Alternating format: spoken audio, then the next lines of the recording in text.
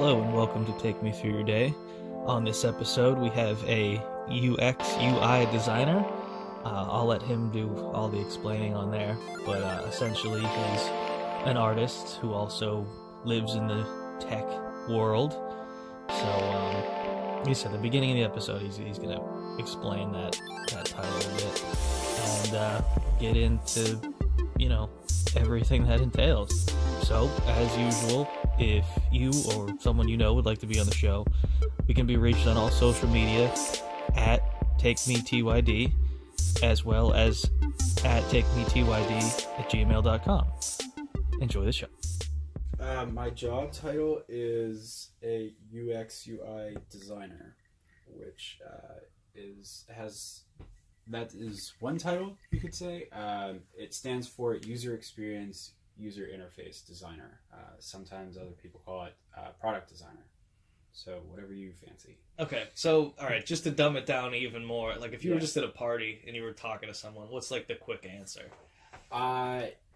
Typically, what I tell people is, so that they don't have like 1,500 questions and give me the confused look, I usually say I design software. Okay, that seems fair. Yeah. To go back a little bit, can you give me a little bit of your background from, like, say, high school to where you are now? Just the broad strokes. You don't have to go too into detail. Okay. In terms of, like, how I got to this career? What your thoughts were in high school, and then what the steps were to get where you are. Gotcha. You can even job, start school, from the beginning whatever. and, Yeah. like how you thought of getting into it. Because this wasn't your initial idea. Not. Right. Not that I'm not happy with it. I actually really love my job. So I was like the kid that would like, and Nico can like attest to this, but I was the kid that would like doodle in his notebook and like never pay attention, and then go home and doodle, but actually like full scale draw something, and like.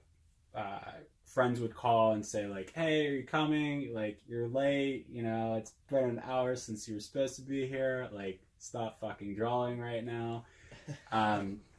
So the initial plan was to skip ahead, was basically go to art school, because I didn't really like the idea of college. And then I was kind of pressured into going into college. I had a strong interest in psychology, because I knew I kind of got pushed away from the idea of being an artist and stuff like that. So I went for psychology, found out I liked it, but it wasn't really what I thought it would be. I didn't want to sit there and listen to people drone on about their day, and like that would be too depressing for me. Okay. So I switched into marketing, and then I got what's called a graphic design certificate. And halfway through college, like whenever I was making that transition of like saying like, do I want to be in marketing or whatever, I like kind of had a meeting with two teachers that really helped me out. Unfortunately, they didn't know what this user experience was. So I told them verbatim, it was like, what I essentially want to do is whatever this job is, I don't know, is I want to take the research that you find out in psychology, like all of the research they do on like why people do the things that they do, etc. Take that and then make something from it. Okay. Whatever that is, a campaign, a product, or whatever. And so they basically gave me the short answer and said, okay, here's marketing for you. So I went to business school, right? And I was just like, well, fuck. So I took a bunch of accounting classes and stuff like that, got out of college, and I was kind of like in a strange thing with my personal life. And I was just like, you know what? I got to do the thing I want to do, like I love. By that point, at the end of college, I was doing front-end development, so I was coding a little bit, and I was making some basic websites and learning, basic things on WordPress and stuff like that. And my parents weren't really huge fans on the idea of design, but at this point they were just kind of like, hey, if you can figure out a career that kind of goes with it, you know, stable, whatever, do it. And I was like, okay. And I found the perfect balance, which was UX, where I was trying to understand what people wanted in a product. Yeah. And then I would actually design that thing, that workflow. And after that, I just started teaching myself. I would wake up at 5 a.m. By 6 a.m., I was designing shit on my own, teaching myself. I would go on LinkedIn, say like, hey, I see UX in your title. Like, what did you do to get here? You know, stuff like that. If you're a recruiter, I was messaging you constantly, bugging the shit out of you. I got up to like 1,000 connections on LinkedIn, and I was having like messages come at me that the people that were willing to respond to me, at least 5 a day, which is okay. And then finally I got somebody from Dick's Sporting Goods, and they were like, I did an interview with them. They were like, you sound great, but you know, don't have enough experience. And then she referred me to the company I'm at. So okay. That was like the... So that's an important part of the journey, is just getting out there on LinkedIn. Oh, 100%. Yeah. Okay. Whatever medium it is, like put yourself out there. Whether you're good at it or not, like just try to expose yourself to it as much as possible. Because you were sort of going into a freelance position almost. Yeah. So I was doing some basic freelance graphic design stuff, which is different than UX. I was designing some simple logos for people and stuff like that. I was really trying to find like more freelance UX. My company actually hired me on as a contractor initially. For the gig was supposed to be 3 months, and then at the 2-month mark, they actually like surprised me at lunch and were like, "Yeah, we're ending your contract prematurely." It was okay. Like, did I fuck up here? Like, and then they were like, "No, you didn't fuck up. We actually want you full time." I was like, well, okay, man, I guess I did something right. But yeah. All right, good. When you were talking about getting like freelance gigs and stuff, is that another thing that you were going strictly through LinkedIn, or did you have some other kind of network you worked with to get those kind of jobs? No, it was just, that was in college a lot. At that point, I wasn't really going through LinkedIn too much. It was more so just friends of friends, honestly. Like, hey, I know this guy named Zach, like, he needs a logo done. And then some random fucker would just, like, message me. I'm just like, all right, cool. Yeah, I'll do your logo or whatever it was. So, yeah, word of mouth, basically. Okay. Did that give you any steady work, or was it just like, you know? I tried to make it into steady work. While in college, I had a part-time job that I would go to on the weekends. I quit that job and I basically forced myself to do freelance on the weekends. It was working out for a little while, but with like college and then that work, I found out that people would like, the funny part about like, there's a joke with designers is like, the client will come back to you with the smallest little like insignificant tweak, and they're like, yeah, it's not quite done yet, and then you know you have to edit it one more time. So I kind of got annoyed of that, and also realized that at the level I was at, I wasn't charging enough to actually support what I wanted to do at that time. Yeah. So yeah. But I mean, I imagine there's a level of gratification. Oh yeah, you're making money on your own, and oh yeah, definitely. To be like, I guess what they call self-made, right? Yeah. To be able to say like, hey, I'm doing this totally on my own, put myself out there, and I have enough skill that people want me to do their stuff, right? That's cool. Is that a motivating factor at all for your current position? Are you happy in what you're doing right now in 100%. That creative sense? Yeah. Just the other day, it was really cool. So I was kind of like a little bit down on myself because I wasn't. I hadn't had like, I guess, a win for myself in the company for a little bit, and then one day I was sitting. So the process is basically you sit down with the end user, right, and you say, hey, like, essentially, what do you want in the product, the software? And they say, well, I want X, Y, and Z. Right? Mm-hmm. And our company, so this, I can tell you this part for our company, it's public knowledge, is that we took an existing product that had a bunch of issues with it, and we got the license or whatever the hell happened there. And basically we rebranded it, and we've remade that entire product from what's called Safety Box to Safety Suite.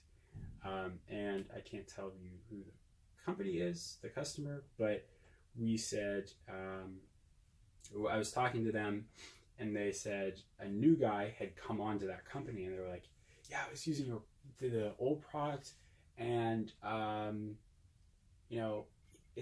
be quite honest, like, it takes you a few weeks to kind of like understand it and navigate it and everything. It's like kind of confusing as hell, but you guys, like, the way you figured that out, like how to go through the product and navigate it, like, it's so much easier. Like, well done on that.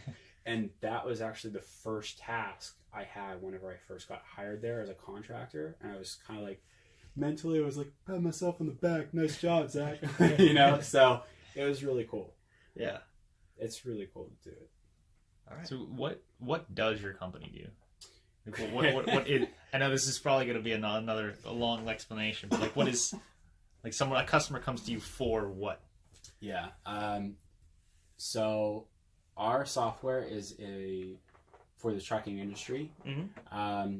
So what happens is our software tracks driver activity, whether they got in an accident, a violation, citation, etc., all that stuff. Mm-hmm. And then what happens is it takes that information and it uses machine learning to predict when they get in their next accident or whatever, if this driver is a problem or not for your company. Okay. Is it just like big truck drivers, or is it any drivers? Like, could some random company just has like a company vehicle they just use to go around their area? Yeah, great question. So we aim for so there's private fleets, and then there's more commercial fleets, I guess. So let's say Pitt, Ohio, that they get they get contracts basically for another company to say, hey, we need this good transported to this location, right? Or you have more private fleets. Let's pick a company. I don't know. Well, we don't have to use any names, but right. You get the general. They have a product, right, and they just use their own trucks to go from A to B, right? Mm-hmm. So those fleets can range anywhere from like one driver to 1,500 plus. But we are talking like big rigs, not box trucks.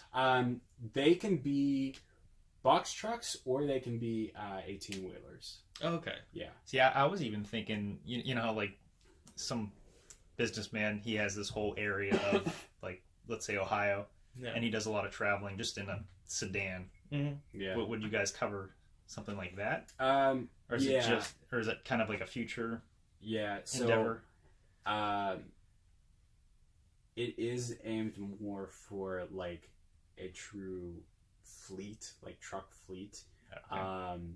So yeah, stereotypically like what they call a box truck, I guess, or a straight truck, to a whole 18-wheeler. Usually that's like the target, I guess. So that's where you'd like to specialize. Right, yeah. Okay. Yeah. All right, well, let's get into the gig now, because I think that covers pretty much the majority of your background. What time do you wake up? Depends on the day, but I try to aim for 5. 5, okay. Yeah. And just for the majority of these questions, let's just pick an average business day of yours. We don't have to go through like the variances of stuff. So just just given a broad spectrum of what your normal day would be. So, Got it. 5 a.m. You wake up. You use an alarm clock? Yes. Okay. Are you just up and out? Or are you like hitting that snooze and? I'm hitting that snooze 5 times. But yeah. Okay. All right. So you're up now. What? Just take me through your general routine of the morning before you get out of the house. Usually I try to work out in the morning. This is at home? At home or the gym. Right. Take a shower real quick. Then I'll head into work, usually between 8 and 9, somewhere around there. Okay, that's a pretty big window. What do you do? You got a breakfast situation going on like it is? From 5 to 9, like that's a pretty big chunk. Yeah, usually so breakfast real quick, gym, yoga, shower, and then by that time I'm heading from the gym or home, wherever I did the workout, and I'm traveling to work. I was lucky enough to get an apartment close enough to work where it's like, still 20-30 minutes. 20-30 minutes. Yeah. And you're driving into work? Yeah. Okay. What during your commute? Do you listen to anything? Music, podcasts, audiobooks? Yeah, definitely. I usually either listen to some kind of music or I will listen to an audiobook. Any favorites that stick out? For audiobooks? The audiobooks, music, whatever. For audiobooks, currently I'm listening to a book called Hooked. It's about trying to hook end users on your product, making habit-forming products. For music, I'm really into EDM or classic rock or post-rock. One of those 3. Okay. All right. What you get into work around? You say around 9, or you say you leave around 9?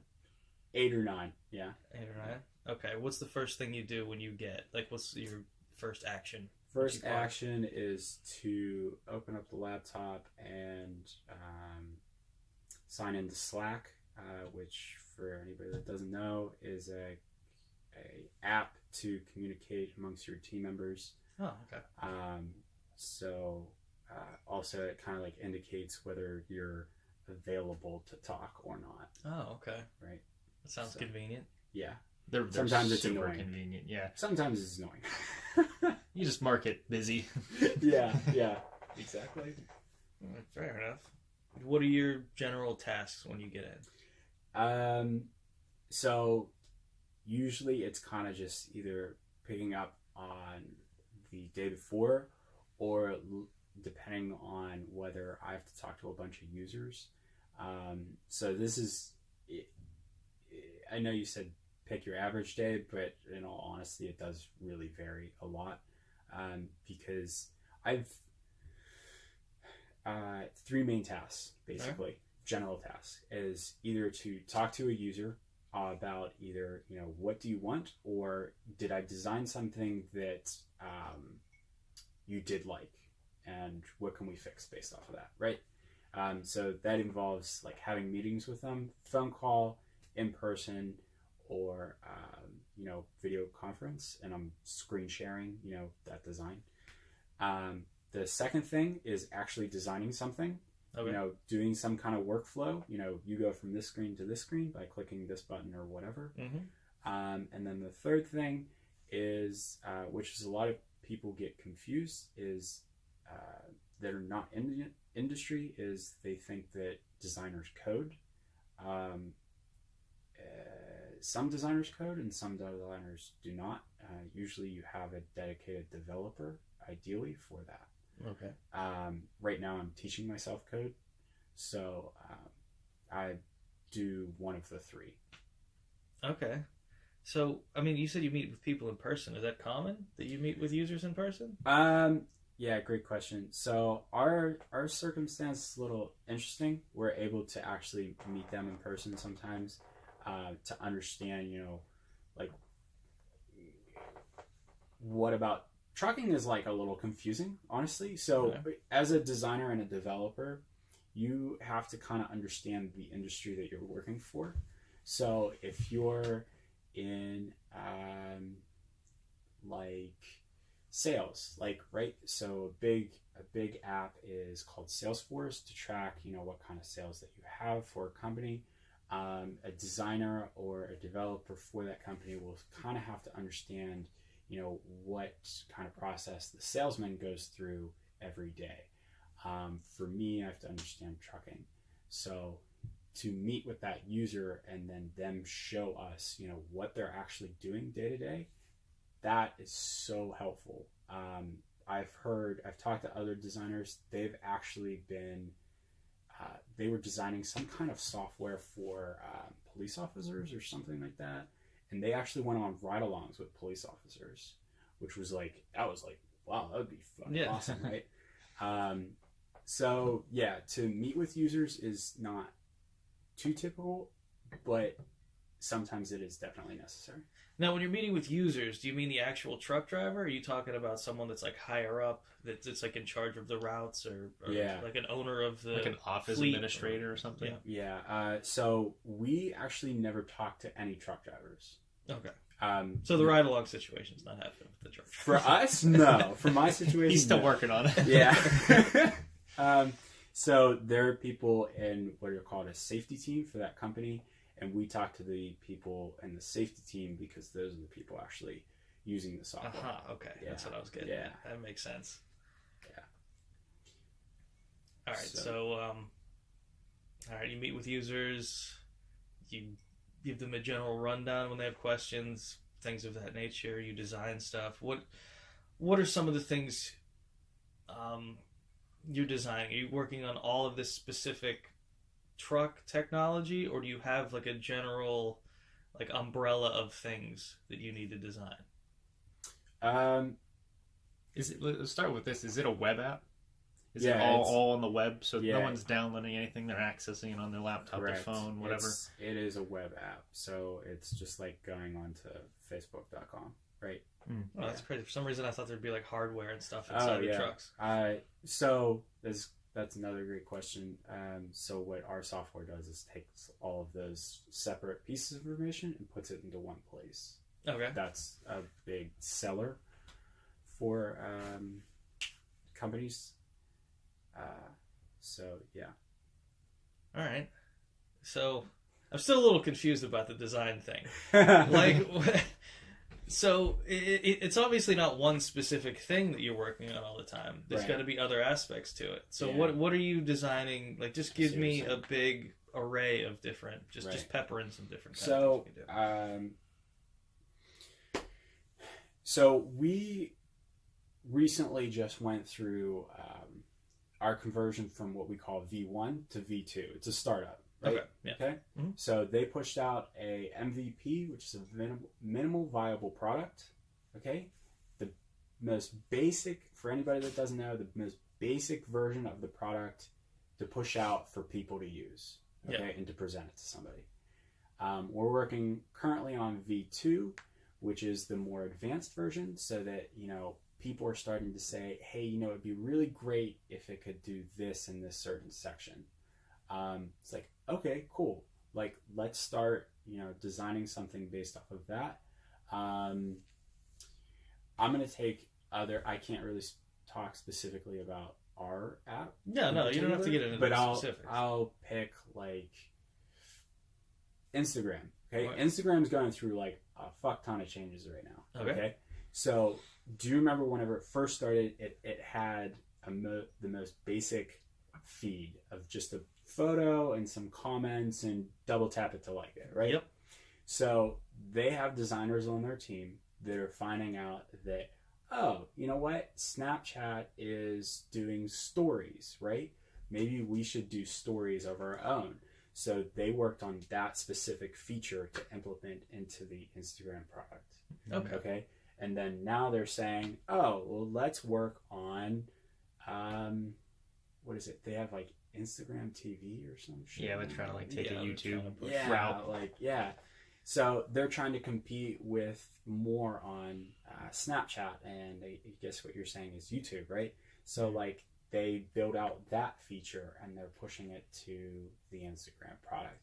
So like to your point, like you're not working on the whole product as a whole. You're doing like individual features one at a time. Yes. Okay. Yeah. That makes a lot more sense to me because that's I was trying to dumb it down to get to where I'm at. Yeah. So speaking of which, I'm exhausted now. When's lunch? What are we doing for lunch? What time do you? Is that the next hurdle? By the way, is lunch, or is there like a meeting or something like that in between? Yeah. So just depends on the day. I usually try to go out for lunch because I'm fucking tired of staring at my screen, you know. Mm-hmm. So walk away from it for a second, go pick up a sandwich or something. Maybe talk to the developers for a little bit, you know, try to get my mind off of like designing and code or whatever. They usually try to get out also. To coordinate with everybody is sometimes annoying, but yeah. Is it a general lunchtime, or is it just kind of a loose, like, go when you gotta go? Oh, yeah. If you got meetings from 9 to 2, you're taking lunch at 2:30, you know? Okay. So, usually it doesn't happen that way, but it sometimes it does. But you can fit in lunch where you fit in lunch. Right, It's exactly. not strict like that. Okay. No, I like that. I think that's fine. Yeah. All right. You come back from lunch, now what? We get more of the same? Basically, yeah. You get more of the same shit. Staring at your screen and trying to talk to people if necessary. And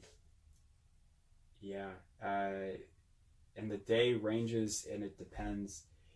Sometimes I actually do have to be in a lot earlier. I might be in at 7. You know, we might have like a demo for a client. Like, hey guys, here's the next big feature push that we just finished up in development. Like, we're going to showcase that to our client, right? I recently started to take some of that on where I actually like click through and say, hey guys, like, this is how you use it and whatever, you know. We have those early in the morning, and then sometimes depending on my deadlines, I might stay. The latest I've ever stayed is like 10 at night at the office. But I stayed well into like 3 a.m. working and then showed up at 8 o'clock. Wow. So, but my company's great in the fact that like if I have to do something, I can leave at 3. And as long as I'm like, hey, really got to do this, it's personal, let me go. Oh, okay. So they're playing it pretty cool. Yeah. What's the average like day though? Like what are you shooting for as an end of the day? 8 or 9 to 5. Okay, yeah. Totally reasonable. Yeah. Do you have any general pet peeves with the job or things you have to do in a day? Yes. Actually, we just recently went through this. Yeah. Don't worry, we're going to get the story time too, so. Yeah. Or you can pepper it in now. So we are a startup, right? Yes. So we have limited time and resources, okay? So we have to work with what we got. It's great. We just got a new big space, and we're getting like some kind of interior designer something to come in and say like, you should feng shui your office and all this fancy stuff. No doubt. And one thing that I do not like is for my boss to go right directly behind me and then watch me work. Oh yeah. Absolute pet peeve. I hate that. Like, really small and insignificant, but like, I don't know, it's just something I hate. I think that's relatively universal. I mean, I've talked to people who make sandwiches. Really? They're just like, don't look at me while I'm doing this. It's pretty common. I don't know if I'd be cool with that either. No, it's just like, I want to check Facebook for 5 minutes. Just let me do it. I gotta do it. Okay, I've been staring at this, but yeah, that's one thing. What else? I've transitioned from working. I was the 4th person on the entire team. Okay. For the entire company. So since then, I've seen like all of the developers start. We had like offshore developers that worked in the Ukraine. Yeah. And now we've kind of weeded them out, and then we started to bring in in-house developers. Okay. So I've seen all of them come in. Since then, I've started to work in a separate room with them to like kind of collaborate, whatever. They call themselves MOLF people. They like to have the lights off and stare at their bright screen so they don't see anything else, right? If you ever seen like a show where they're like hacking. You know, there's a dark screen with all this like code and shit, right? So I've become one of them. As soon as I get in the room, if the light's on, I turn that shit off, and all I want to see is my screen. I don't give a shit if Luke is walking past me. Don't care, okay? Like, just stare at the screen. Also, if somebody has like some insignificant question that you couldn't have, just wait. Just fuck off. I gotta do my shit. Just leave me alone. Yeah. That's it with the pet peeves. Any just good stories of working at a startup. Anything that just comes to mind. You like, oh my god, I can't wait to get home and tell. You can substitute names to. I can censor stuff. Too. I'm already gonna censor a few names. So feel free to let go and spew a story out.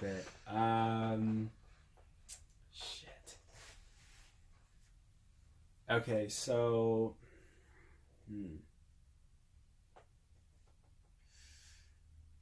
I have to think for a second. No, you think all you want. I'll cut a whole bunch of dead air out. I'm not worried about it. Like any crazy customer stories where you're just like, why, like asking to do 50 million things and ended up not wanting that thing, or. I got one. So what often happens during conference calls, so you have to talk to users, right? And whatever. So you get these people, obviously they'll tell you exactly how this product should be, right? Oh, we should do this and that, and the button should be big and over here, and like it should be red to say no, right? Whatever. And then we have a couple of these, I guess. So sometimes you have to have conversations, so you'll like mute yourself. And sometimes you just have to step away and just go, holy fuck, while the guy's still talking, like you muted yourself and you're like, all right. And then you unmute him and you're like, that's great, John. Like, good. Yeah, we definitely can do that. You walk away and then you start messaging the other person on your team that was still on the call, and you're like, I think I just lost an hour of my life. Like, he didn't provide any value. What else? On that same line, this question kind of popped up in my head while we were talking about it. Have you guys ever worked on like a big chunk of like a test piece of the software and then just ended up throwing the whole thing in the trash? We're like, yeah, that was a stupid fucking idea. Why'd that guy suggest that? Or why'd we suggest that? Has that happened yet? Oh God. Something that I could admit to saying, like, for other people to hear. I'm trying to think. I can't say anything that would be allowed to go out. Yes or no would be perfectly acceptable at this point. Yeah. So yes, that has happened. That has plenty. Like, I wouldn't say we threw out an entire thing, but have we made severe like uh-ohs or just plain fuck ups? Yes, we have. Have I made severe fuck ups? Yes, I have. Yeah, definitely. And I think it's a good point to like touch on too, just because like I've gone to my boss like plenty of times and be like, I'm sorry, I totally fucked this. You know what? There is actually something I can't mention. Is that so? I misheard one of the users. Like, I totally didn't understand what they wanted in something. Yeah. Which is like, whenever you have an accident, there can be several claims to it. I misunderstood that and designed something completely wrong, and we demoed it to a client, and they were like, "Yeah, that's not what it should do." And I was just kind of like, and I was sitting there just kind of like, I fucked up big time. And then like my CEO is sitting right next to me like, Zach, there's something wrong here. Maybe it should do this instead. And I'm just sitting there like tapping my foot really quick like, oh, I'm fucked. I'm getting fired, aren't I? So I walked in the room like after that demo was done and the team was in there. I had a straight face and was just like, I'm sorry. I definitely made a mistake. And then the COO said, like, kind of like that smile where it's like, I'm going to half it, but you can tell I want to punch a hole in you. He was like, did you just like not understand what they wanted, or did you just like not listen to them? And I was just like, I'm gonna ignore that comment, and I fucked up. I just told my CEO, I was just like, I fucked up. And he was just like, it's fine, we'll fix it. And I was like, okay. Yeah, it cost our developers, I think, 2 to 4 weeks of development time. Jesus. So like for us, that was just kind of like, great, fuck. Luckily for us, it was still salvageable, so that we could just go back and edit it, and it was it today it works, and it we went back to that client and it was just like, here you go, we misheard, and it's all fixed now, and they're happy with it, so it's good. So as far as that awkward interaction right after the meeting, yeah. Is everyone giving you shit afterwards, or everyone kind of just on board like, all right, let's just back to the drawing board? Yeah, it was just kind of like, at that point, it was like immediately like, okay, what is the solution to fix this, and what is the fastest solution to fix this?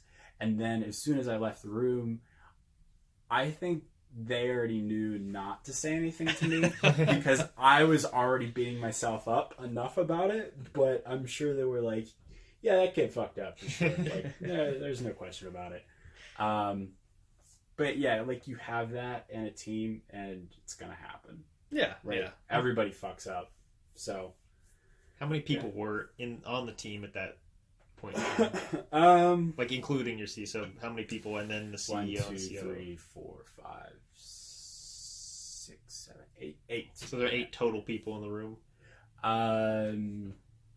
Just to get 6. like a perspective, yeah. like this 6. startup, 6 is a people small all company. standing. Yeah, 6 people all standing around, just going like, "What were you thinking?"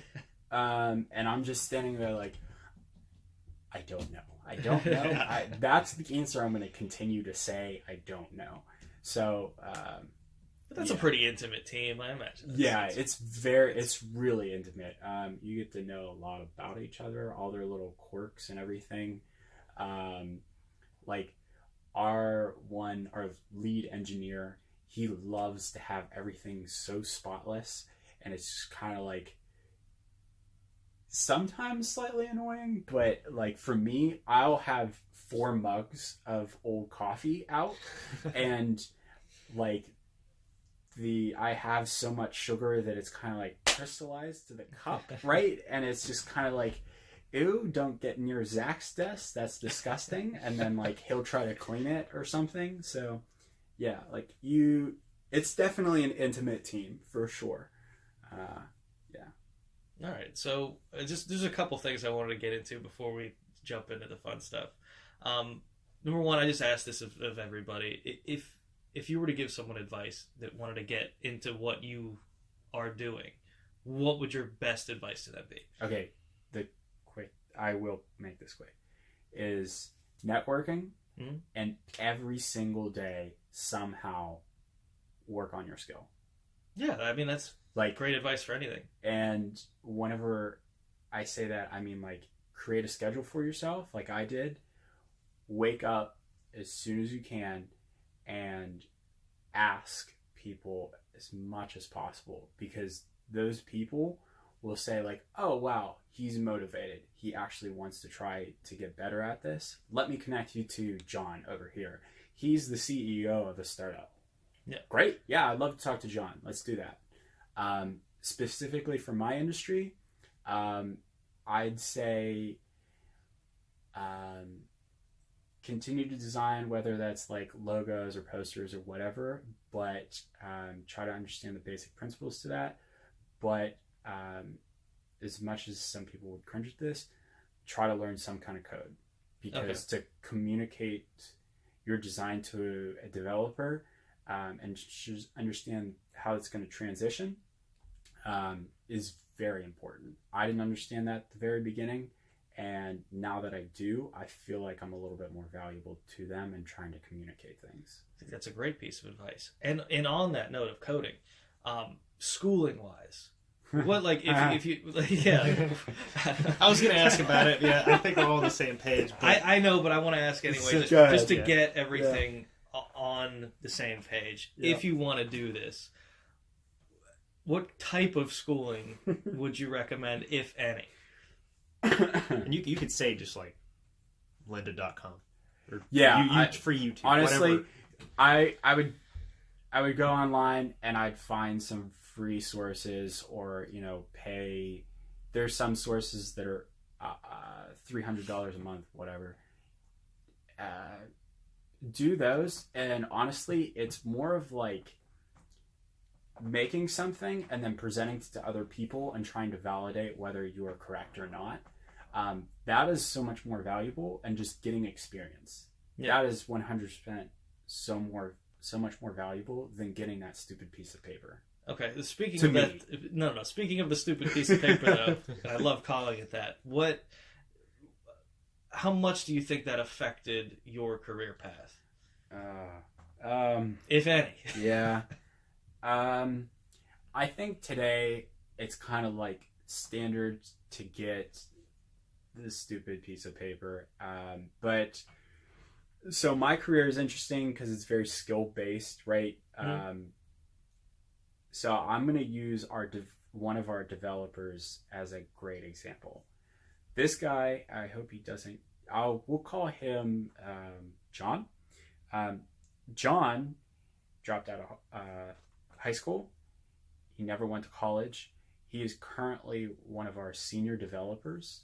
He got a job at 17, and he is doing machine learning. Okay, this guy is like, he's got to have something in his head that's, I don't know, but he didn't even get the high school diploma, and we rely on him heavily, right? He makes significant contributions to the team, and for that fact, I would say like, it's harder, yes, without the piece of paper. So to your question, I would say it has helped me. But do you always need it? No. Okay. Yeah. How old is John in this situation? Like now? He is a year younger than me. All right, and I'm 24. Yeah, so he's 20. He's 6 years in. He's working machine learning for your company. Yeah. Not easy shit. Yeah, not at all. No. I mean, is that even relevant to a bachelor's? Like, wouldn't you have to go back for a master's for something like that? If you actually got the paper for it, right? I think like only really high schools actually start. I don't know. I didn't go for computer science, but from my understanding, like only like really prestigious schools actually start teaching machine learning at a bachelor's level. I think that's typically more of like masters, maybe. I could be totally wrong on that though. Yeah, but even my computer science, I would say I learned a whole lot of nothing when I was in my associate's degree. Yeah, I learned a lot more on my own. I could just completely skip those and like you said, just learned on my own on the internet.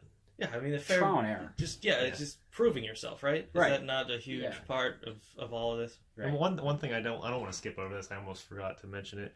You have a portfolio too to like really show your work too. So that's a big thing in graphic design and UX. Is it big in both? 100% UX. Yeah, like I was told that you have to have at least a minimum of 3 projects, either personal or whatever. But yeah, usually 3.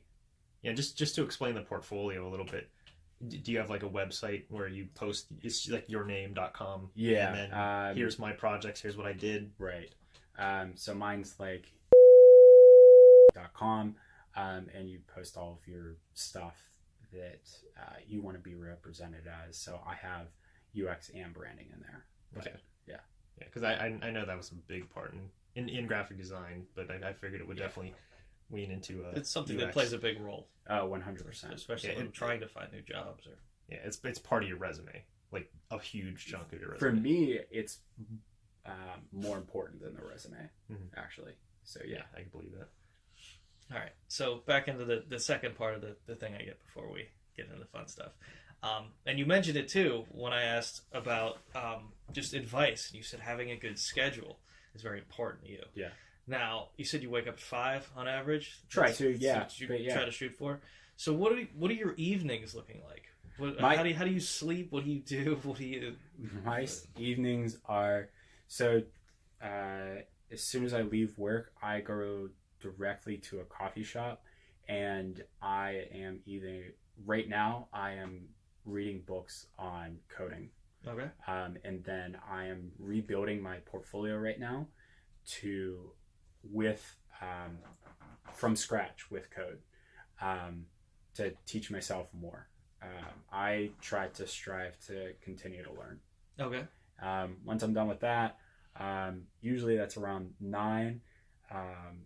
I'll go back to my apartment if I'm really, really interested in what I was doing right before I left. I might jump on my computer back again for another hour. Might watch some TV, and then I'm back at bed, and I repeat that whole process. What's your bedtime? What are you doing to ramp up into bed? Or you just literally fall into bed and fall asleep? There are a lot of times I just fall asleep on the couch and then just go I wake up halfway through the night and go right to bed. I'm so goddamn jealous of you people. They can just fall asleep. It is a superpower. Oh, For if sure. I could change anything. Sorry, you might have even said it. What time are you going to sleep? What are you shooting for at least? I didn't say. I think 12, 1, somewhere around there. 12, 1, and you're waking up at 5. Yep. Wow. Running on caffeine and Yeah, 4 hours of sleep. Yeah. That's something. Hey, I had to ask. I'm always surprised. I had to ask. So one more question before we get into Yeah. the fun stuff, because I knew you as an artist. You're very talented. I know you don't like thanks. tooting your own horn. You're very talented. Do you still do that? Do you still enjoy doing that, or has this become your big hobby? And that has kind of taken that wing on. You still dabble. Yeah, it's become my job now, so it's kind of hard to get back into art. Art's more of an outlet for myself. If I'm going through something rough and I can't really communicate it to somebody else, I'll put it on a piece of paper. That's what art's become for me. It's become an outlet. And do you still do that frequently enough? Or is it just I have a free day this Saturday, this is my weekend, I can finally... No, usually it's consumed by personal work, trying to right now trying to learn how to code. That's how I spend my Saturday, and then Saturday night I do something actually fun. I was gonna lean into that too. Fun? Any fun in your life? Any of that? You try to pepper in towards the end of the week. Friday and Saturday night I pepper in fun. Okay. Don't say reading books about coding again. No, what is your idea of trust fun? me, that's not fun. But I try to pepper in fun Friday, Saturday night, and then the art is really just an outlet anymore. No, okay, I get that part. But what are you doing for fun? Oh, what am I doing for fun? Seeing my girlfriend, hanging out with some friends, something like that. Sometimes on Fridays, me and the coworkers will go out and do something, grab drinks or whatever. Okay. Yeah. All right, that counts. Oh. All right, what do you eat for breakfast? Pop-Tarts. Pop-Tarts? Yeah. The guy that goes to the gym every day is eating Pop-Tarts for breakfast? Fuck yeah. Not even the natural Pop-Tarts, just fucking Pop-Tarts? Yeah, Cherry Pop-Tarts. Yeah, I'm diving a little bit. We cherry, frosted or unfrosted? Frosted for sure. Toasted or untoasted? Don't even say that word. Untoasted. See, look at this. All right. Yeah. All right. It's better. I have my moods. And this isn't a speed round, you can elaborate on Yeah. this. I have a lot more fun when we expound on this shit, like the Pop-Tart. Untoasted Pop-Tart. What's the best advice you ever got? Again, you don't have to think about these too hard. Just whatever pops It in. can be most recent advice too, whatever. It was probably to network. Network? Okay, Yeah, that's great network. advice. Yeah. What movie do you think you've seen the most? Have I seen the most? Probably Bruce Almighty. Okay. All I right. love I'll Jim accept the Carrey. answer. Jim Carrey. Mm-hmm. What's your biggest fear? Biggest fear is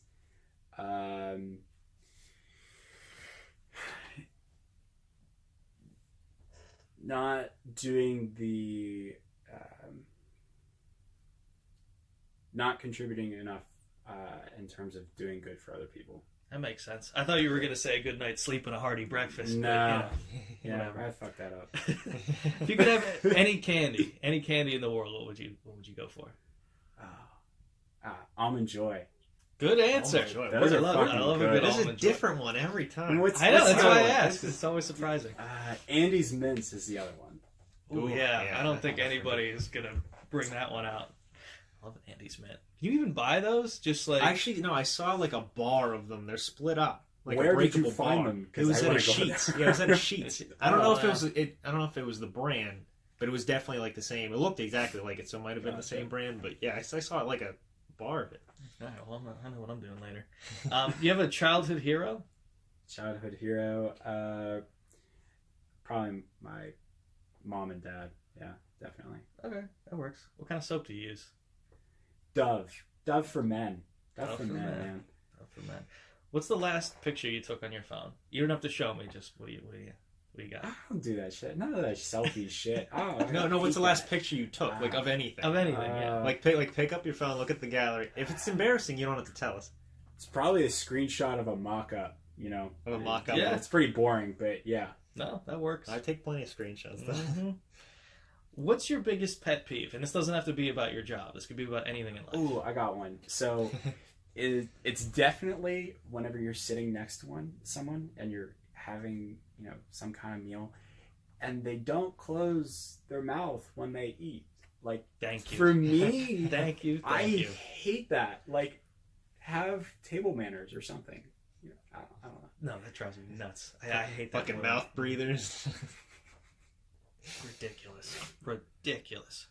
What type of music do you listen to and why? What type of music do you prefer and why? EDM and rock. Okay, and why? Remember why? EDM because it's positive, and also like when I'm at work, it keeps me concentrated. Just that, right? Yeah. I mean, Steady it's the same consistency. thing Mhm. over and over. Okay, spicy food? Not spicy food. Typically not spicy. Okay, all right. Nothing wrong with that. What's the hardest time you ever laughed? Probably when my friend Matt did something really stupid. One I specifically. just say that doesn't really narrow it That was down. probably last night. Yeah. No, not last night. Yeah, I don't remember exactly when, but it's probably the last time my friend Matt did something really fucking stupid. Fair enough. Do you have a general tipping custom? Yes, 20%. I tip high Good. because Good man. I go to the same places very often, so I want them to be like, oh, it's the guy that tips well, so I'm gonna give him good service. Way to be. Way to be. If someone gave you $1,000 right now, what would you do with it?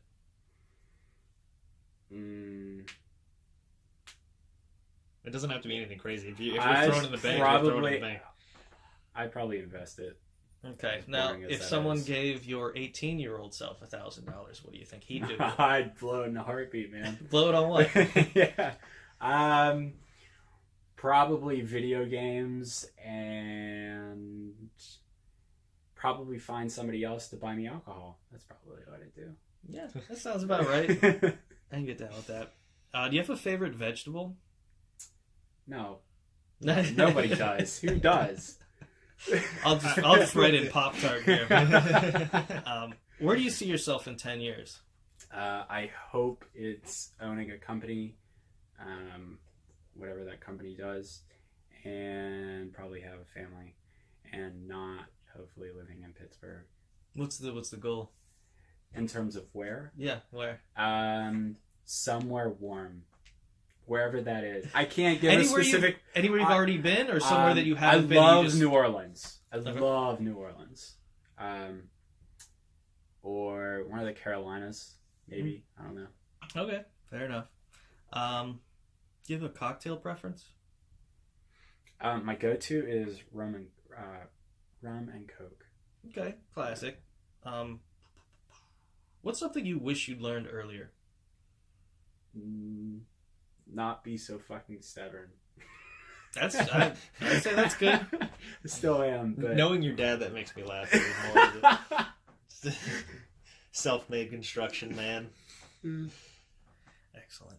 What kind of toothpaste do you use? Crest. Okay. If there's anything you could change about yourself, what would it be?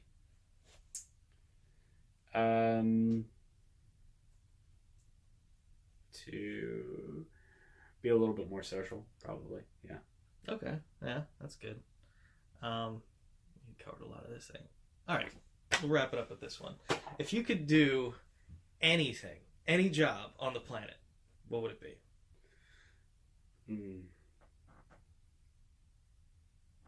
Okay, my ideal situation is, and this sounds really corny, is basically be what Steve Jobs was to Apple. Like, Okay. he was able to be, like, on the board, like CEO, whatever, right? But he was still really involved in actually designing and making the products. That part was really cool. Like, I'd hate to be the guy that's, like, CEO and just be, like, sitting in his chair, like, signing papers and shit. Like, fuck that. That'd be boring as shit, man. Yeah. Well, that To wasn't me, corny that at all. would That, be- yeah, that Yeah, sounds, that's an That- excellent answer. Like, that sounds fulfilling, much more to fulfilling. me, that would be really boring. But yeah, it'd definitely be. Yeah, so the to be ideal the situation. big, you know, the big dog, but still be involved. yeah, you get to make things done. All right, I mean that pretty much does it. Do you have anything like to add or? No, I think I'm good. Okay, that wraps it up. Thanks for doing it. All right, Thanks. no problem.